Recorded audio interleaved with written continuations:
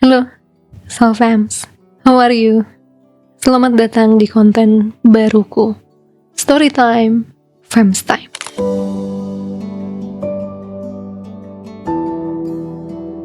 Salah satu dari keinginan jiwaku in this last imrama adalah untuk mengetahui banyak cerita manusia ya, terutama secara personal. Makanya my soul chose to be a coach secara personal, jadi memahami dan belajar tentang banyak sekali cerita dan kisah hidup manusia.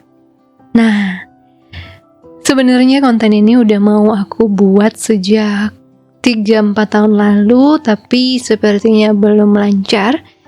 Tahun ini lancar. Aku punya mic baru. Be kind to me please.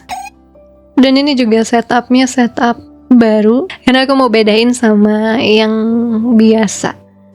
Aku butuh meja juga kan untuk naruh mic-nya. Untuk episode pertama konten Fams Time ini, aku akan buka dengan cerita pengalamanku sendiri. Tapi nextnya aku pengen dapat cerita ini dari soul family-ku. Jadi nanti kamu bisa kirim cerita kamu ke email famstime89. Nanti akan dipilih, disortir, difilter oleh admin untuk dibawakan sebagai konten. Nah, jadi yang jelas ya nanti ya, kasih pengalamannya, di mana, siapa, terus apa yang terjadi, apa mungkin juga ada maknanya, atau ada keresahan, atau ada apa. Yang lulus sensor akan dibawakan sebagai episode berikutnya. Semoga aku bisa lakuin ini sebulan sekali atau maksimal 2 kali lah ya, kalau aku gak terlalu padat. Karena actually I really love hearing out the life story of my soul family. Nah, mungkin soul fam udah lihat dari judulnya juga toh. Apa ceritaku hari ini? Ini adalah pengalamanku bertemu malaikat dan iblis. Dan juga pelajaranku setelah bertemu angel dan demons tersebut. So without further ado, let's dive into my story time.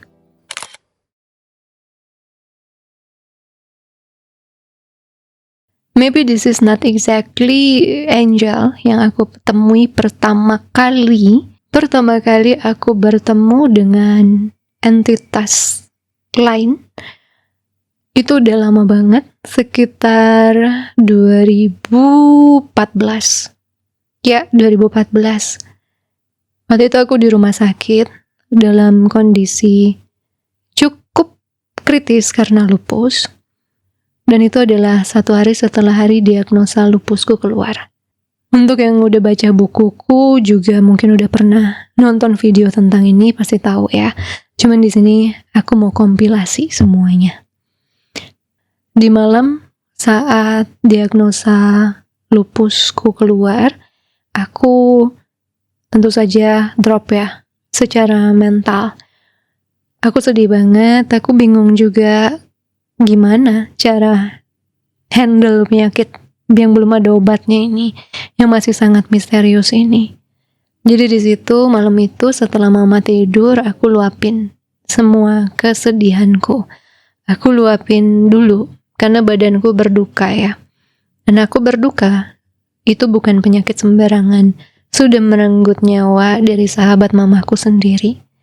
Jadi bayangkan syoknya hari itu kita dengar diagnosa tersebut. Tapi di malam itu juga aku berdoa. Aku yakin. Entah kenapa aku yakin. Tuhan akan bukakan jalan kesembuhan buatku. Waktu itu lagi semangat-semangatnya loa tuh, karena aku baru baca buku The Secret. Ya, jadi kena boost dopamin dari situ juga. And that's exactly what I needed. Aku benar-benar butuh boost itu di saat kritikal seperti itu ya. So the next morning, kamarku itu di ruang VIP lantai 4. Jadi cuman ada aku dan mamaku kan. Saat itu mamaku mandi, karena aku tidak lihat dia saat aku bangun. Beliau lagi di kamar mandi sepertinya, dan aku sendiri duduk bangun gitu rebahan sambil ngeliat jendela luar.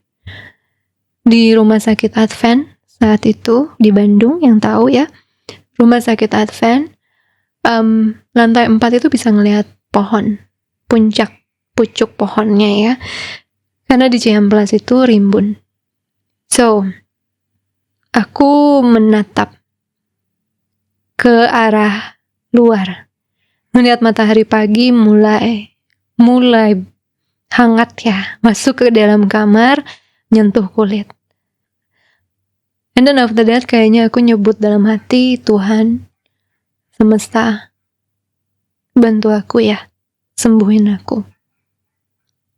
Nah, saat aku lagi melamun, lagi terbuai dalam pikiranku, doaku, harapanku sendiri, aku tiba-tiba ngeliat pohonnya bergerak.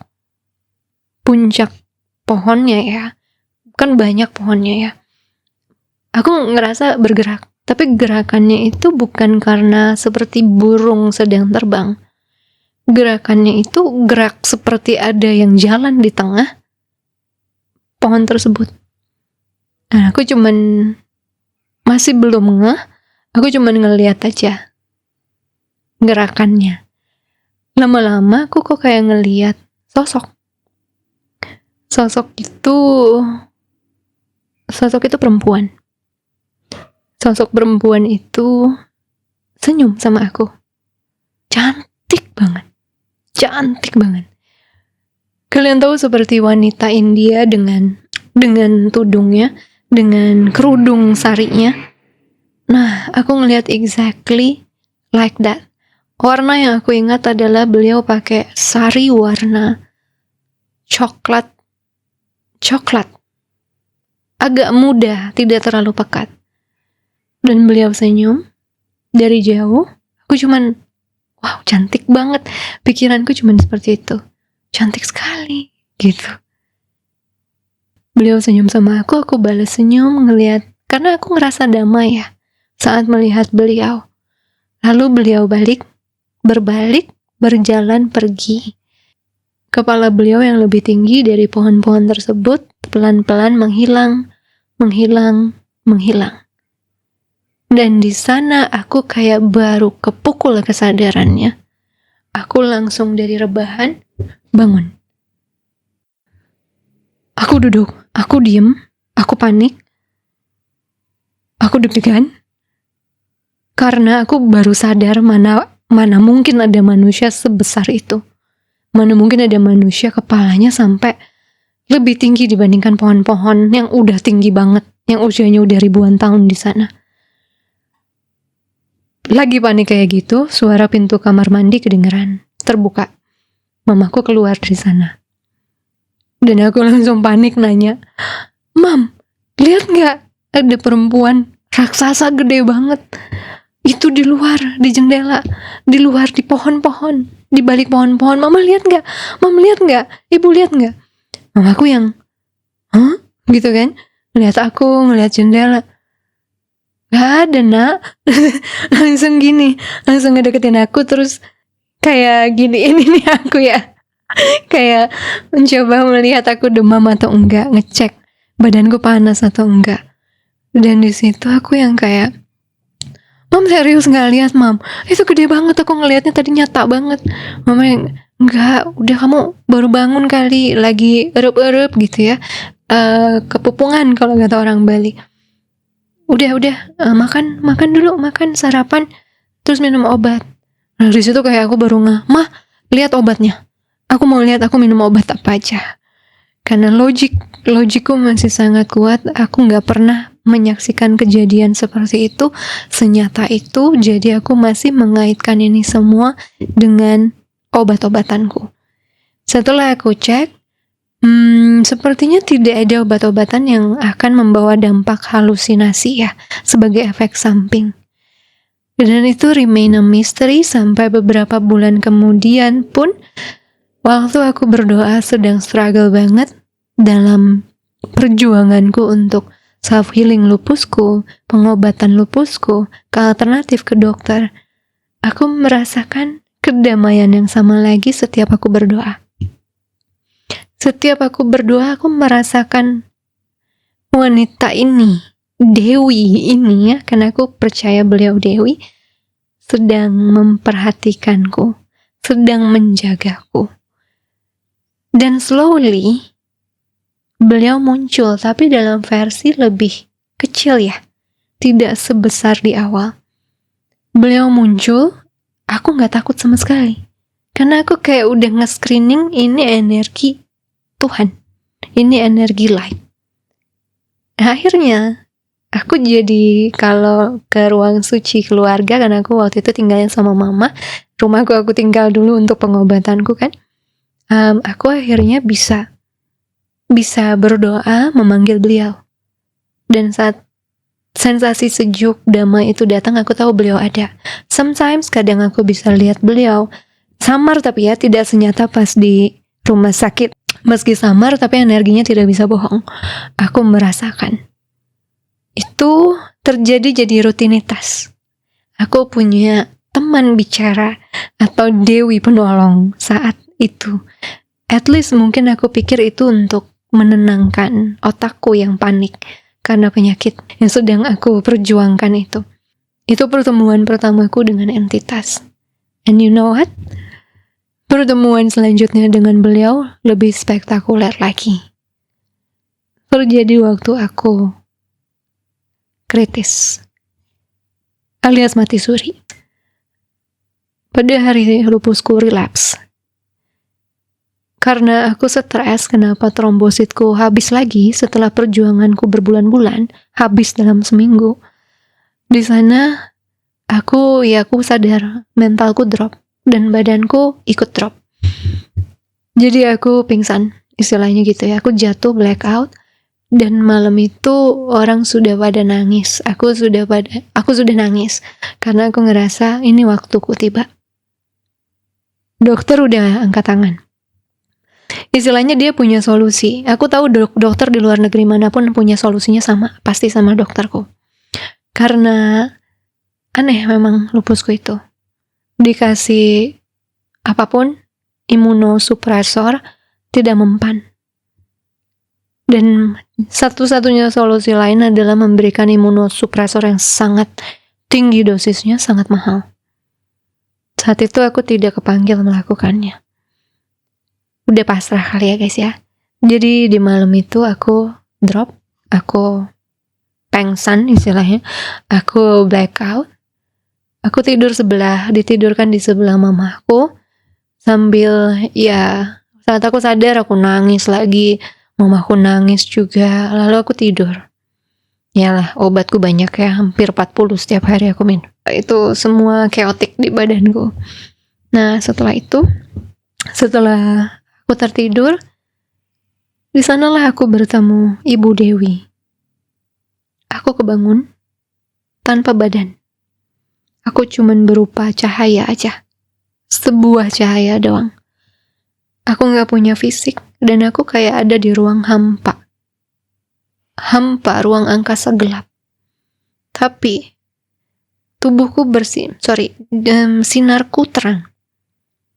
Jiwa mungkin ya. Lalu di hadapanku ada yang lebih terang lagi.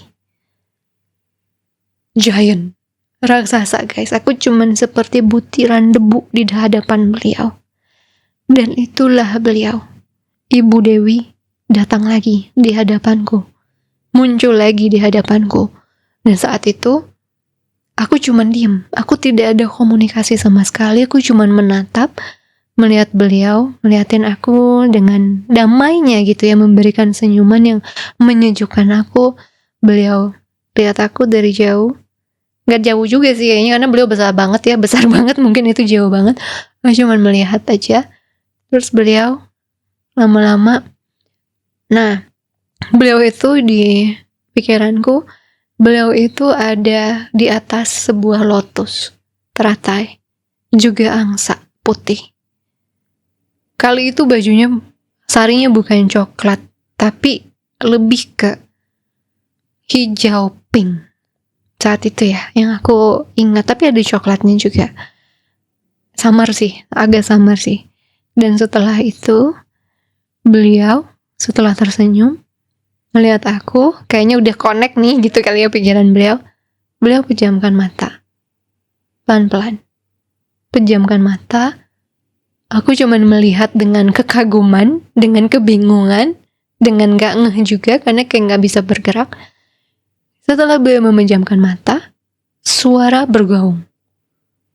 Tapi suaranya laki-laki. Suara pria. Di sana beliau bilang, aku banyak sih. Ternyata banyak ya. Ternyata aku tidak sadar beliau mengatakan banyak. Tapi saat itu yang aku paling ingat adalah, aku hanyalah cinta. Aku adalah cinta. Bukan yang lain. Hanya cinta. Berjalanlah di jalanku. Maka kau akan selamat. Aku sudah mendengar doamu. Aku sudah mendengar usahamu. Sudah melihat usahamu.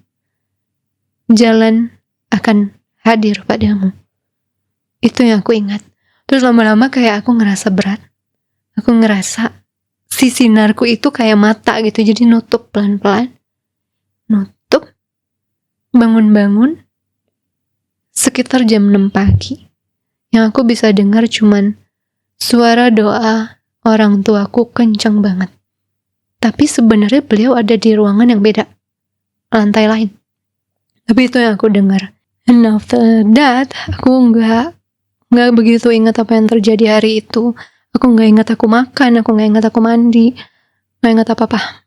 Cuman kayaknya aku berbaring di tempat tidur aja terus seharian. Aku cuman ingat satu memori itu aja. Waktu aku bangun dari ruang angkasa itu ya, suara doa orang tuaku. Dan you know what? Tuhan memang mau megang janji ya. Besoknya healerku, holistik alternatif pas selamat datang. It's a miracle, keajaiban.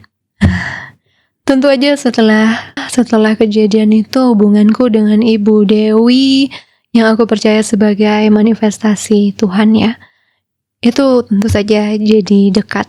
Aku berdoa, sering memvisualisasikan beliau dan lain-lain.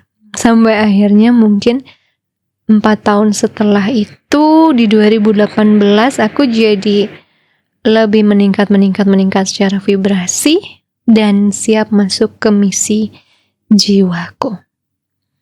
Disinilah aku bertemu dengan entitas pertama kegelapan, a demon.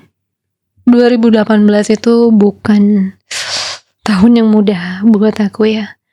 Tahun yang sangat menguras mentally. Kehilangan demi kehilangan mertuaku, tanteku, banyak hal terjadi di tahun itu. Mentalku itu ups and down. Mental healthku, kondisinya ups and down. Dan di satu hari, aku tuh kayak susah tidur. Insomnia. Mau ngomong amnesia dan insomnia jadi insomnia. Aku kena insomnia. Aku mulai tidurnya jam 1, jam 2, jam 3 gitu kan.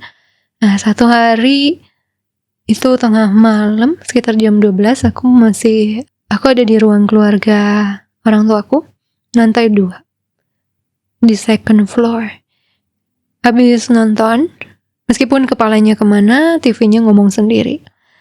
Nah, setelah aku nonton, aku mungkin bengong ya guys ya. Aku bengong.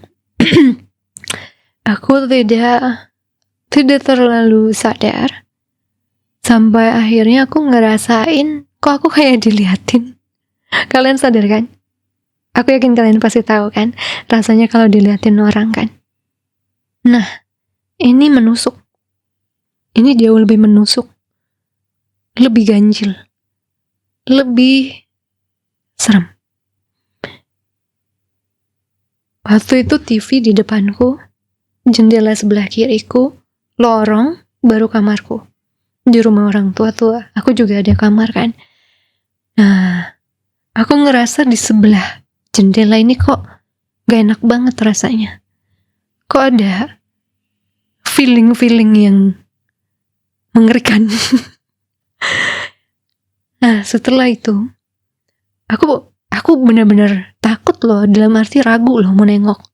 Itu kayaknya aku mikir 5 menit sampai 10 menit aku nengok nggak. Karena beda banget rasanya daripada diliatin orang yang sebel sama kita gitu. Beda. Kali ini rasanya tajam. Nah, akhirnya aku kuatkan diri, aku beraniin diri. Aku nengok pelan-pelan banget ke sebelah kiri. Keluar jendela. Oh, gak ada siapa-siapa. Itu pikir aku kan. Gak ada siapa-siapa. Udah aku ngeliat lagi ke TV. Tapi lama-lama, kok di otakku, jendela itu gak pindah gitu loh dari mataku dan kepalaku. Jendela itu ikut. Nah itu ternyata bakat namanya claircognizance ya. Aku gak ngeliat pakai mata, tapi aku pakai otak dan third eye. Lihatnya jadi di dalam. Setelah lama-lama proyeksi si jendela itu gak berpaling juga, aku ngeliat kemanapun jendela itu ada. Barulah di balik jendela itu sosok muncul pelan-pelan. Dan aku langsung nengok lagi ke jendela itu. Langsung beneran mataku menghadap ke jendela itu. Saat aku ngadep ke jendela itu, muncullah kayak hologram gitu pelan-pelan guys. Set. Tinggi, gede, 2 lantai, hampir 3 lantai. Kepalanya di lantai ketiga, badannya lantai 2 lantai, kepalanya di lantai ketiga. Bener-bener sosok yang menyeramkan. Warnanya merah coklat darah. Dan dia cuman berdiri begini ya, liatin aku. Di situ aku inget banget ada tanduk,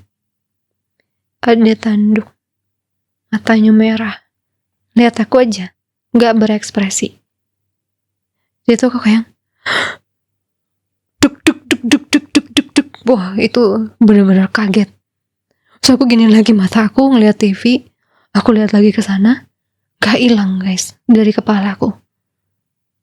Gak hilang. Bener-bener ngeliatin. Karena aku takut banget. Aku berdiri. Aku matiin TV-nya. Aku lari terbirit-birit ke kamar. Di kamar tahu gak aku ngapain? Aku tarik selimut. Aku tutup mukaku. Hilang sih pelan-pelan dari kepalaku. Dari mataku lama-lama memudar. Aku gak inget apa aku nyebut Tuhan atau enggak. Ya kayaknya enggak. Aku cuma takut doang. Saat itu aku cuma takut aja. Dan itu berlalu besoknya normal lagi. Tapi ya itu adalah pengalamanku yang cukup mengerikan, cukup tak terlupakan saat bertemu dengan sosok ini. And after that, ya bertahun kemudian aku baru tahu alasan sosok ini sudah mencium misiku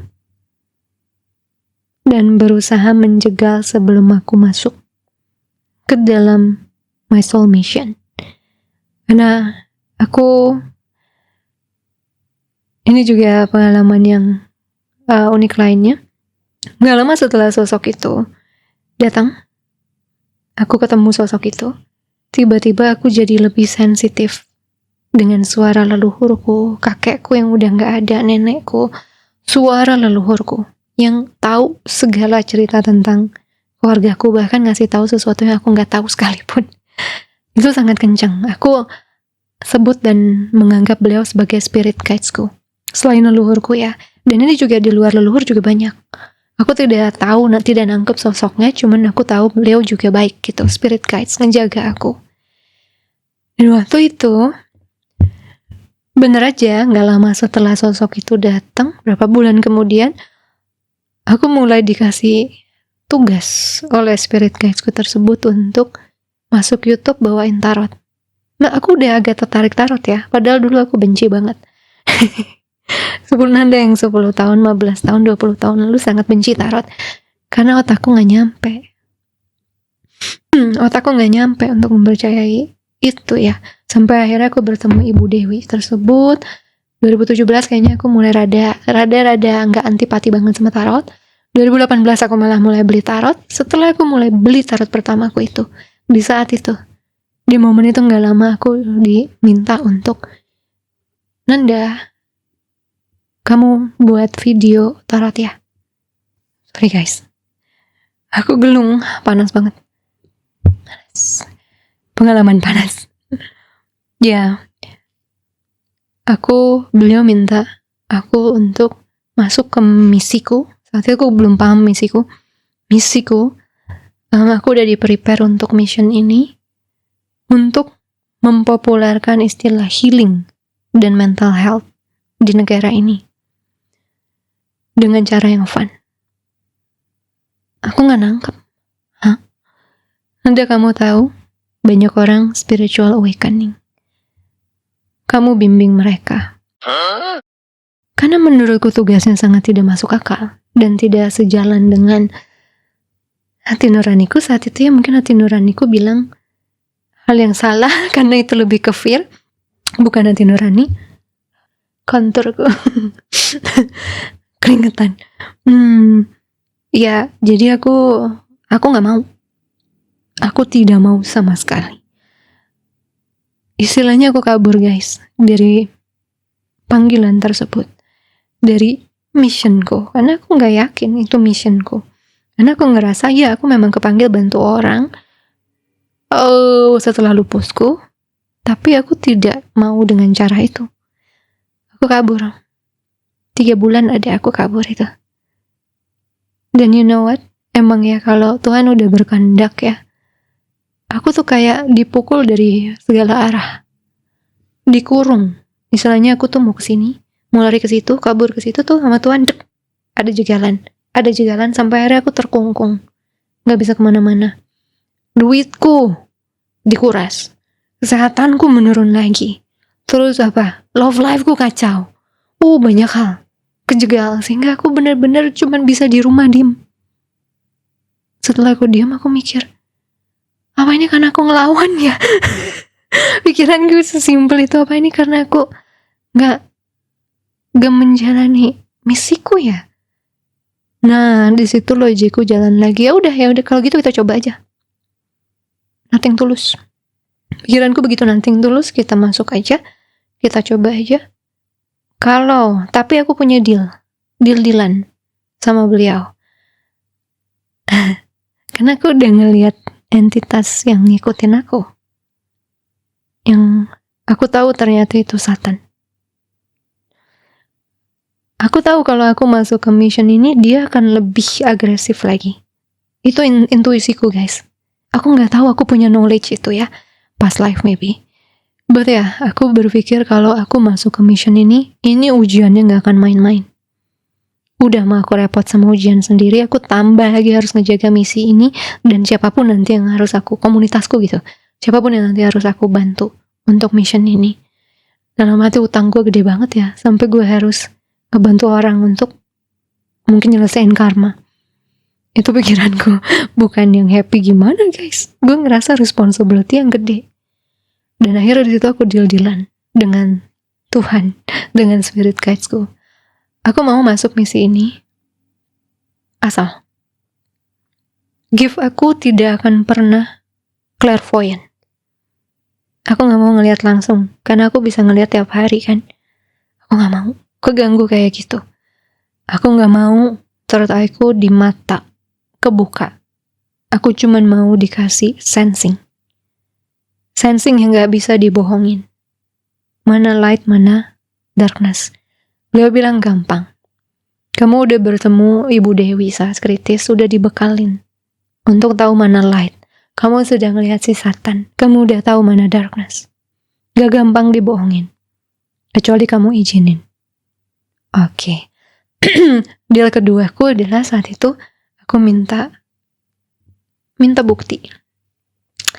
Kalau misalnya video ini berguna buat orang, kalau memang aku beneran punya misi ini, aku akan rilis 2 video. Kalau ini aku lebih banyak dihina, dihujat, dan tidak ada yang mendapatkan manfaat, aku mundur. Ya, terus beliau oke, deal. Beliau deal. Karena ya beliau bilang kamu itu channeler, mau pakai tarot mau enggak juga kamu channeler. Nih sama kita ngobrol aja nggak pakai tools apa-apa kan, tapi akan lebih fun buat soul familymu untuk melihat art. Dan pilihlah tarot yang kamu suka, bukan yang kamu takut. Karena dulu aku takut banget sama tarot. Aku pikir cuma ada tengkorak-tengkorak gitu guys, kayak aku antipati banget. Tapi ternyata karena aku suka seni ya, ternyata banyak banget tarot yang bagus, yang nilai artnya menurut aku berharga gitu ya. Itu yang membuat aku ke-drawn pertama kali. Dan as usual aku ke-drawnnya sama yang duyung dulu, mermaid. Maybe I was a mermaid at some lifetime. Dan ya udah deal, setelah deal ya the rest is history ya. Semua sudah terjadi. Videoku yang aku rilis dulu-dulu sebelum tarot cuman dapet kayak 1000 view, ratusan view, kadang 2000 view gitu ya. Cuman have fun aja gitu aku. Bukan sesuatu yang aku pengen tekunin banget saat itu. Cuman for fun aja. Tapi video tarotku yang pertama, dalam 1 malam. Istilahnya aku uploadnya malam, pagi aku cek, viewersnya 10.000. Dan komennya yang bikin aku kaget, 95% bilang terima kasih. Damn, kataku.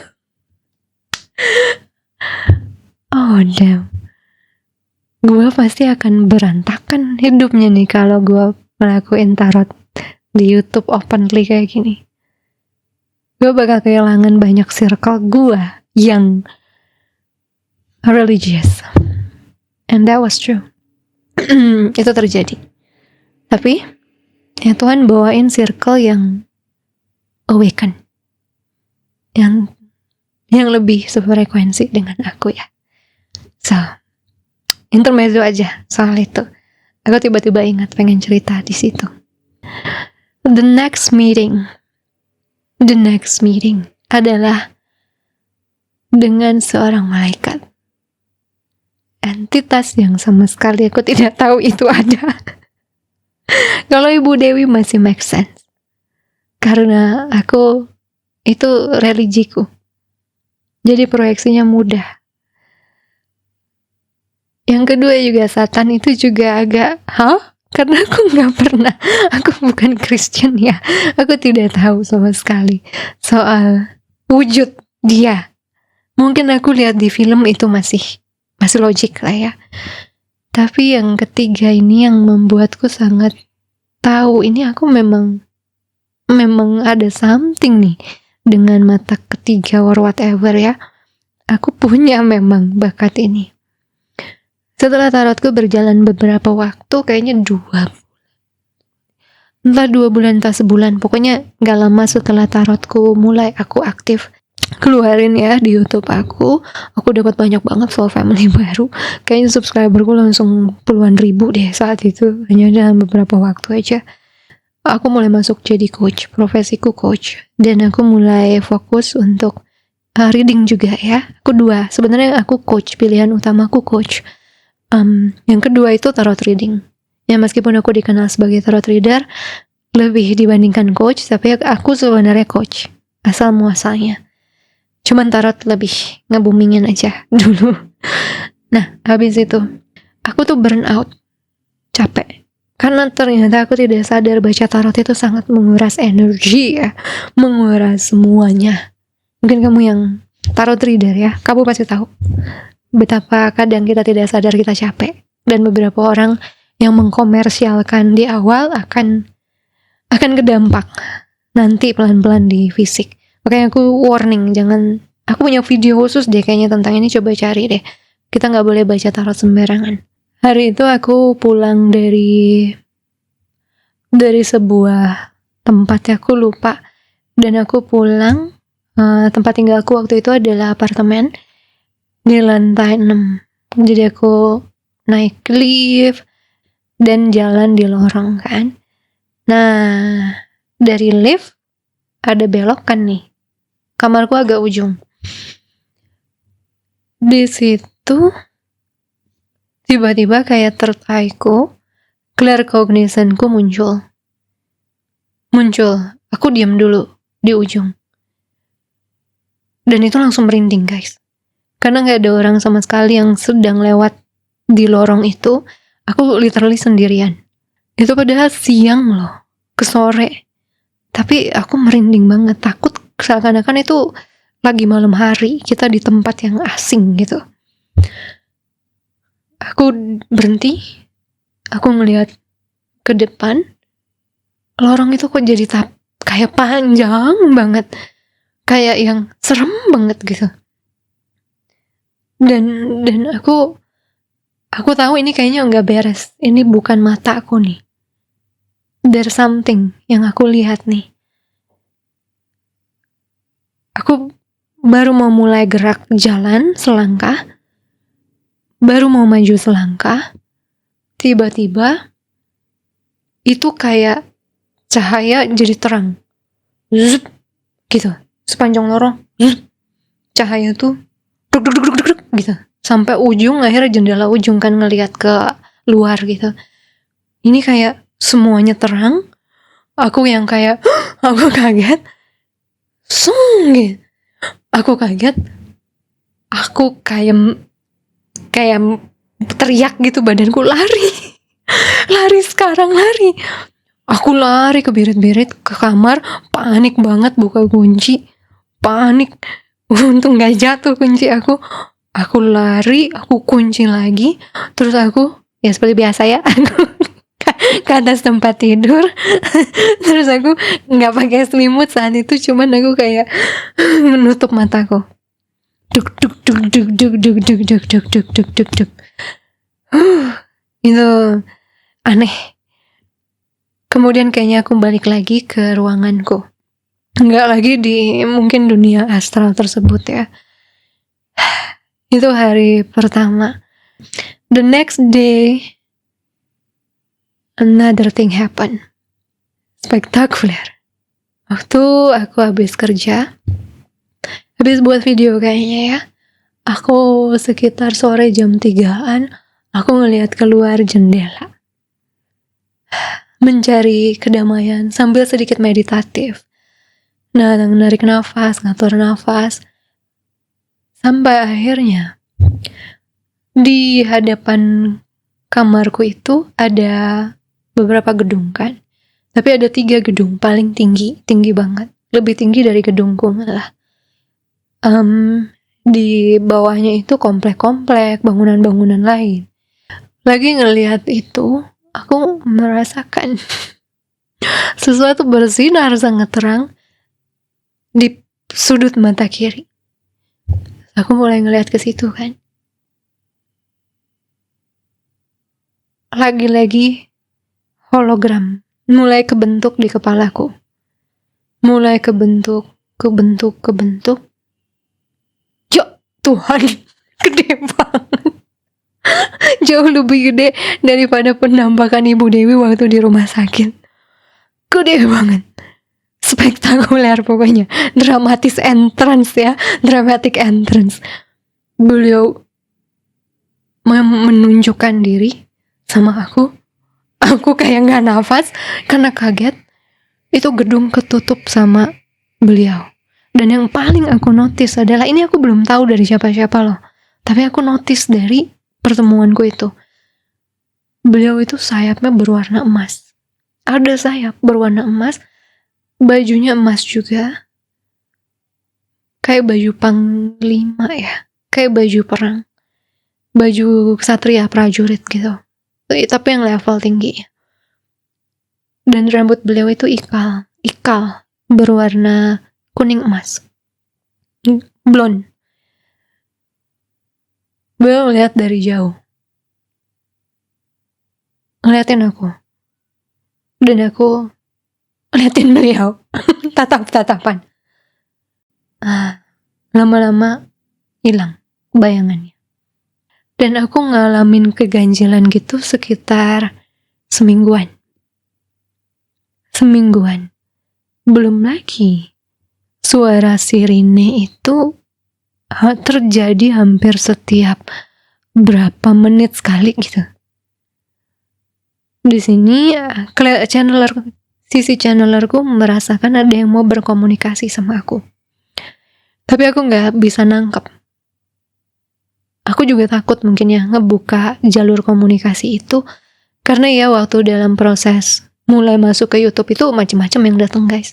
Macam-macam yang aku lihat, yang aku rasain. Dan aku tahu yang energi yang ini cukup besar ya, karena cukup mengintimidasi aku. Jadi aku makin takut untuk ngebuka jalur channeling itu. Sampai akhirnya aku ngerasa ini harus dihadepin. Ini udah makin besar tekanannya, makin besar ke aku untuk bicara. Dan di hari itu karena aku mulai ngerasa lebih tenang, mulai merasakan ini light atau darkness, aku screening lagi. Aku pakai intuisiku, hatiku, aku tanya guidesku. Aku yakin ini light entity, cahaya yang mau bicara sama aku.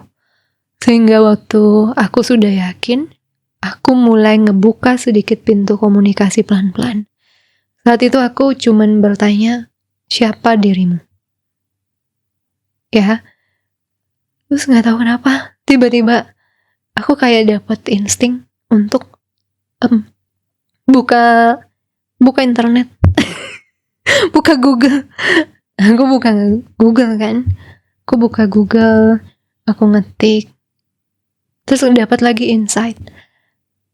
Lihat ciri-ciri yang aku berikan padamu beberapa hari ini. Oke. Aku ketik tuh kayak dengar suara sirine, ngelihat nomor angka 911 berkali-kali sehari. Kemudian satu nama muncul. Ting. Di Google.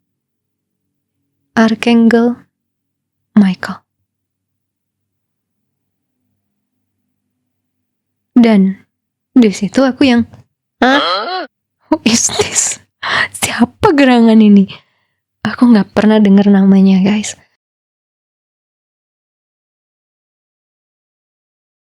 Tarot readernya aku lupa sekarang siapa. Cuman iya, dia ngomong Archangel membuka komunikasi dengan cara memberikan sirine bla bla bla 911. Itu yang paling aku ingat ya ciri-cirinya. Langsung yang bisa sih gitu kan, kok bisa sih?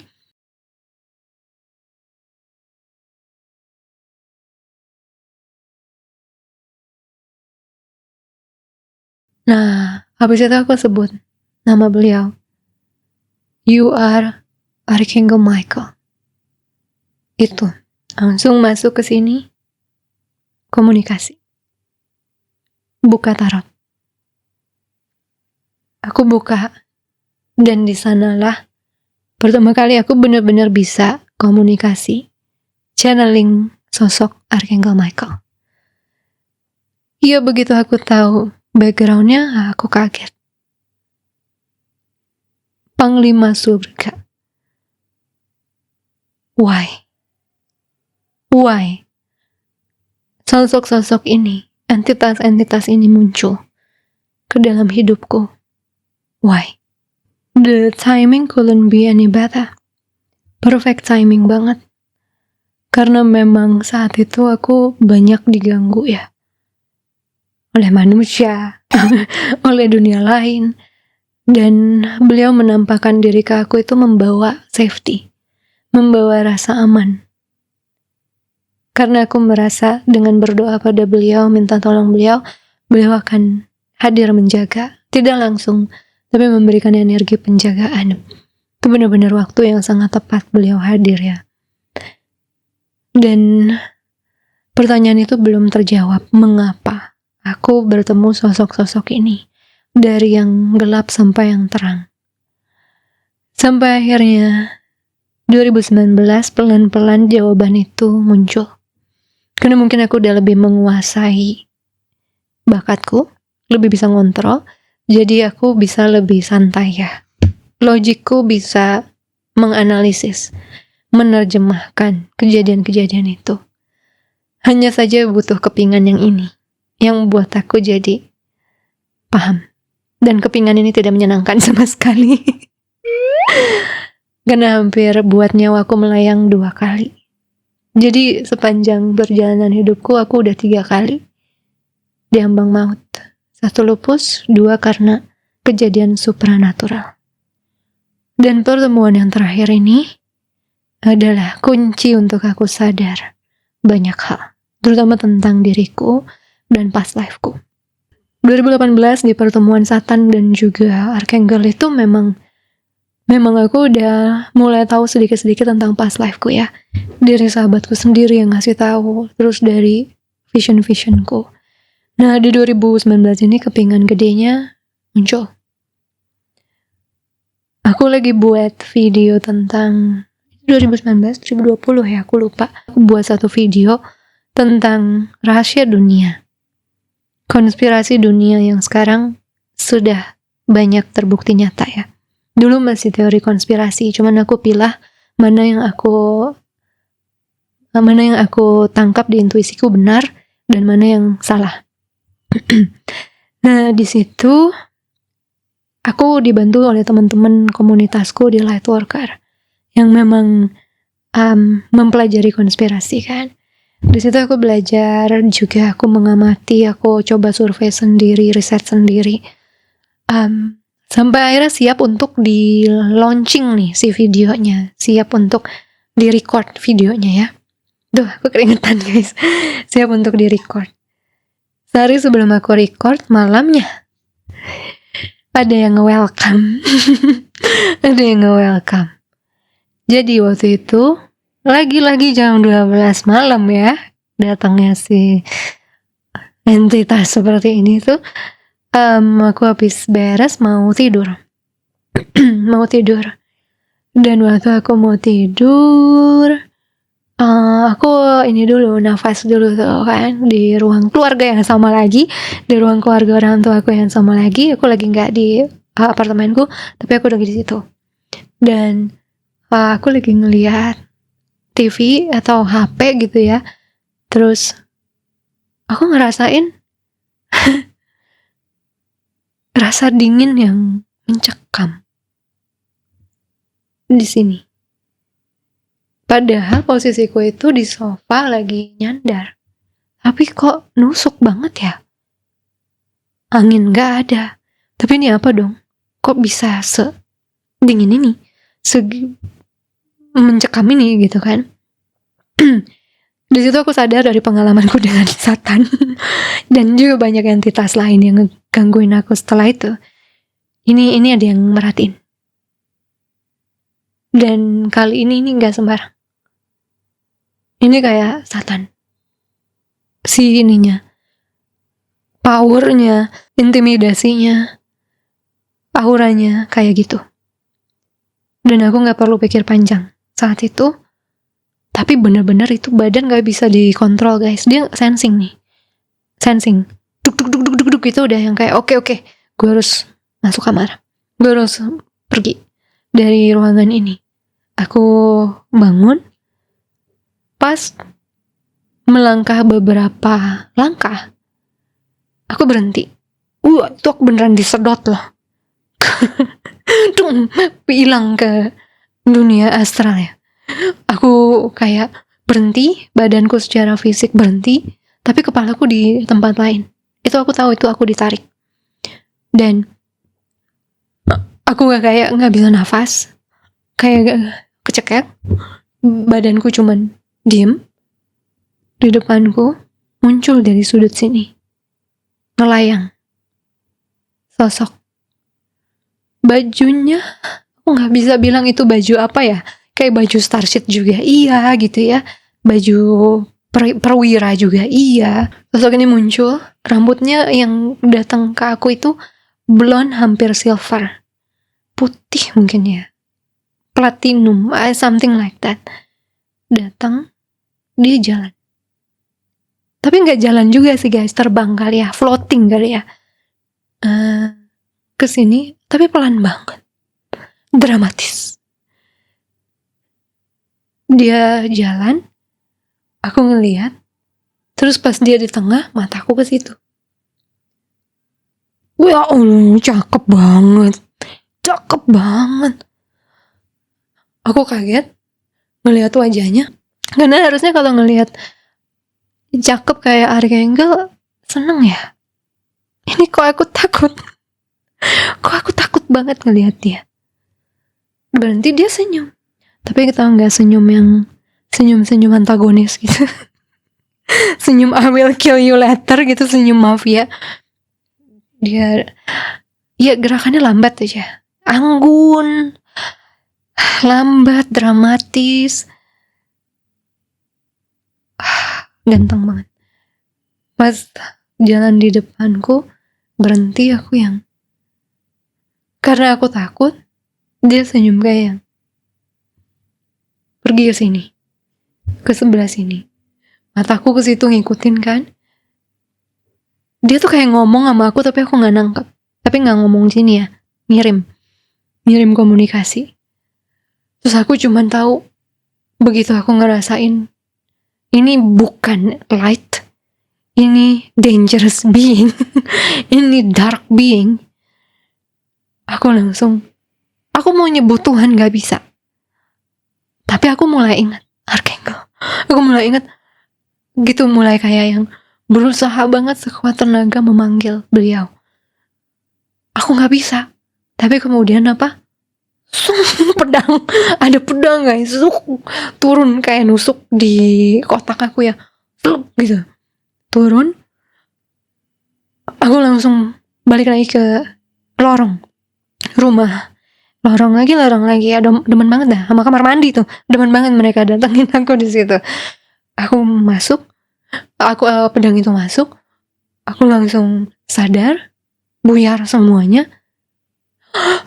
Langsung bisa nafas. Langsung aku jalan cepet ke kamar. Di kamar aku cuman kayak, what was that gitu loh. Tapi memang waktu di momen dia yang tadi berjalan ke situ, itu yang dia kirim mulai muncul di kamar. Atau aku duduk di tepi tempat tidur, aku mulai nangkep namanya. I'm Lucifer. Aku Lucifer. Dan aku adalah pelaku dari semua yang sedang kamu riset saat ini. Wah, di situ aku yang kayak, baru saat itu kayaknya aku benar-benar nangkep conscious tentang nama itu. Aku pelajarin, aku langsung browsing pakai HP. Oh my god. Ini entitas yang Archangel Michael usir dari surga, yang dihukum ke bumi bersama Satan juga. Buatku mereka dua entitas yang berbeda, meskipun banyak yang bilang mereka itu sebenarnya satu entitas ya. Tapi karena kedatangannya ke aku itu dua hal yang berbeda dengan aura yang sangat beda. L ini beda banget dari S. Beda banget.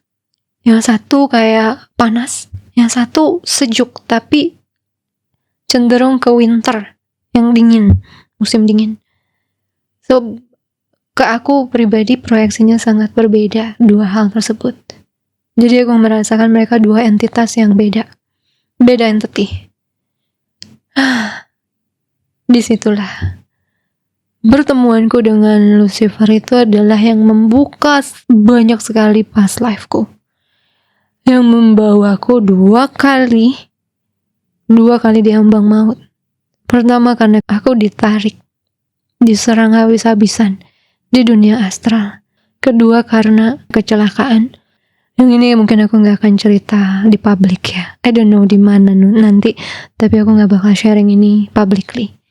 It's too personal. Dan karena berkaitan dengan history past life-ku, ya ini aja pasti udah aneh banget. Tambah lagi yang itu lebih absurd lagi kejadiannya guys. Tapi ya, aku diselamatin oleh entitas tinggi juga di kecelakaan. Yang kedua oleh mamaku dan adik-adikku. Aku balik lagi.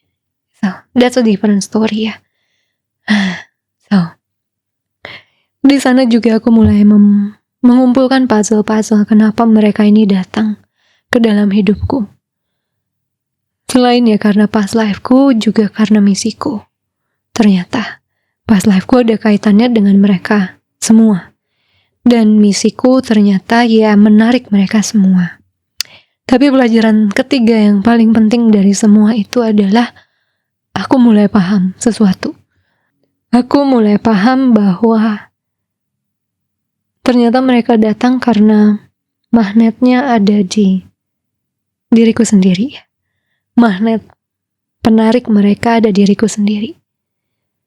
Dari cahaya, aku ada. Mungkin karena ya keinginanku, ketulusanku, light entities bisa tertarik.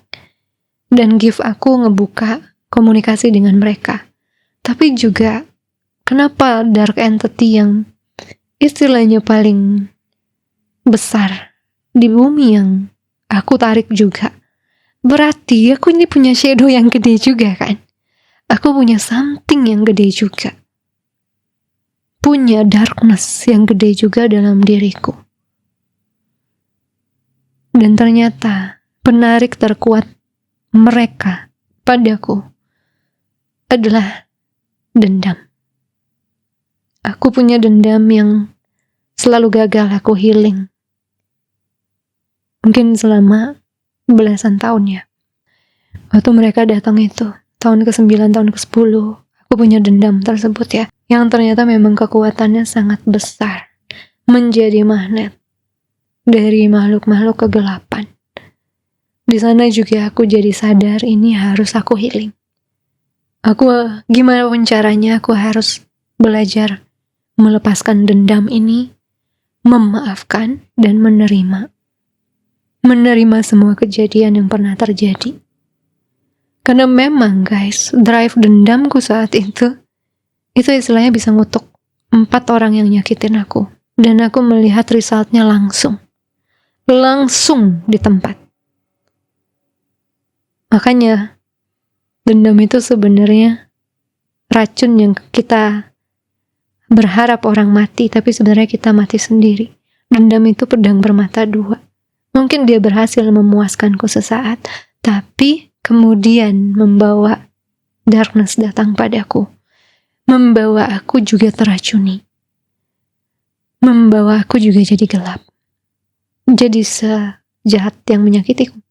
Ternyata dendam yang udah jadi magnet di dalam badanku itu narik circle khusus.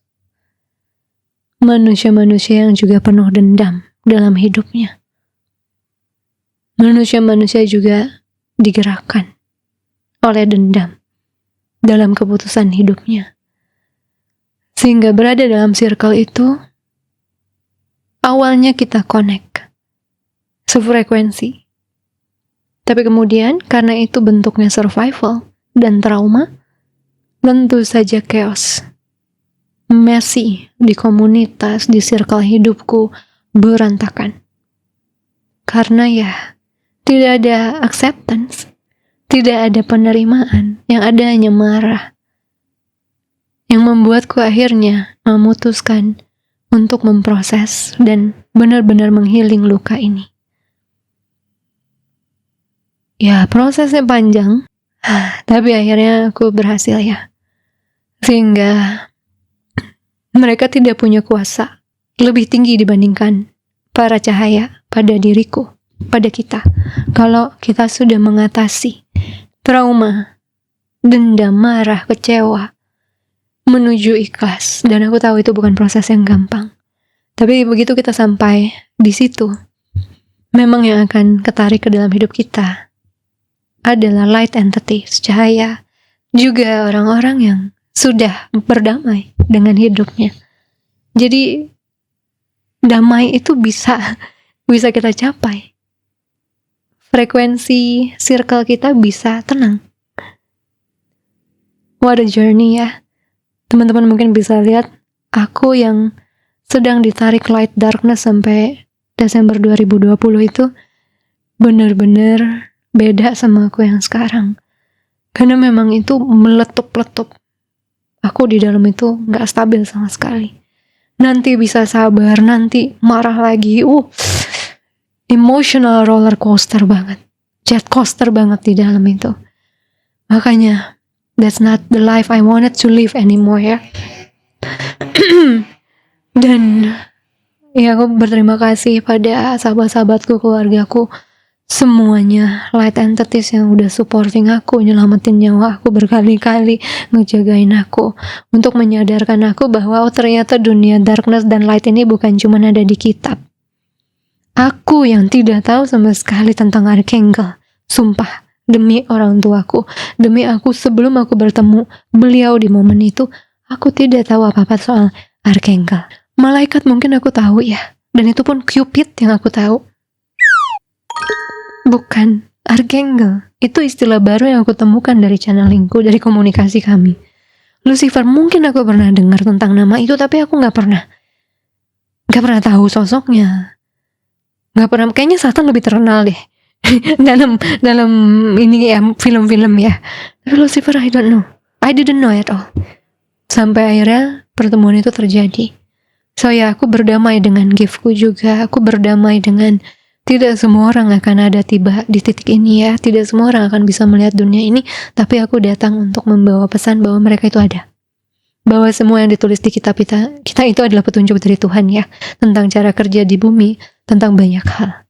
Tentang kenyataan di bumi yang mungkin mata kita tidak bisa lihat. Karena ada matriks yang menutupi kita khusus di planet ini.